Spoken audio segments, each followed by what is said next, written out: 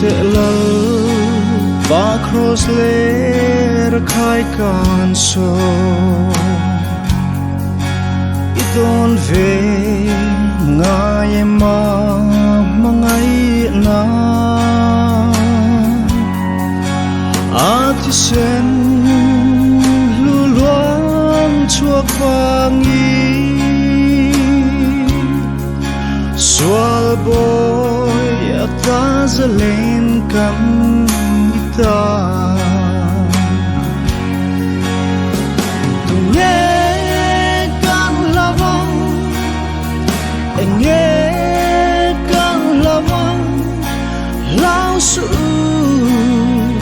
katlan ko cheu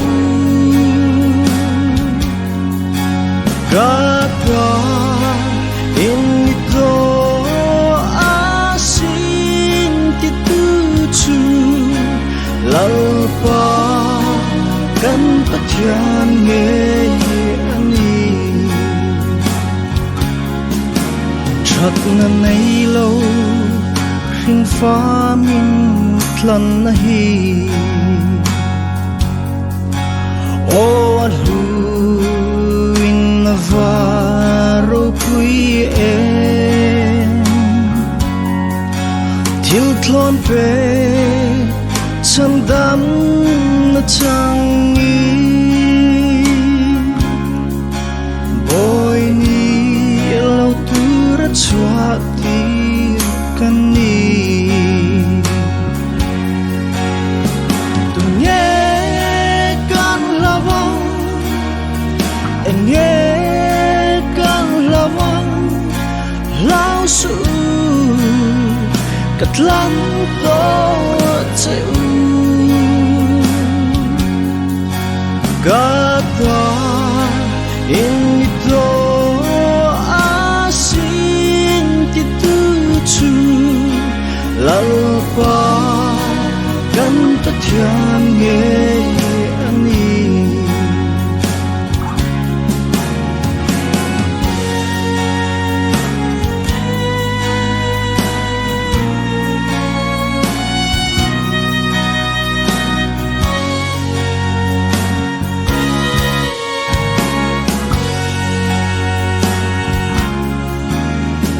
te pa mangai na thuk zia hi pathian fa te min vata khi afa pa nei chung ran tiri cha tua na min chan tirta tu nghe kan lawang nghe kan lawang lao su katlan ko cheu gata in ito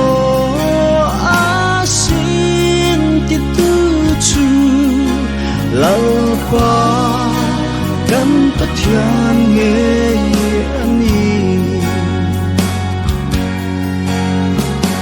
nghe kan lawang nghe kan lawang lao su katlan ko cheu gata in ito asin kituchu lalpa kan patyan ngayani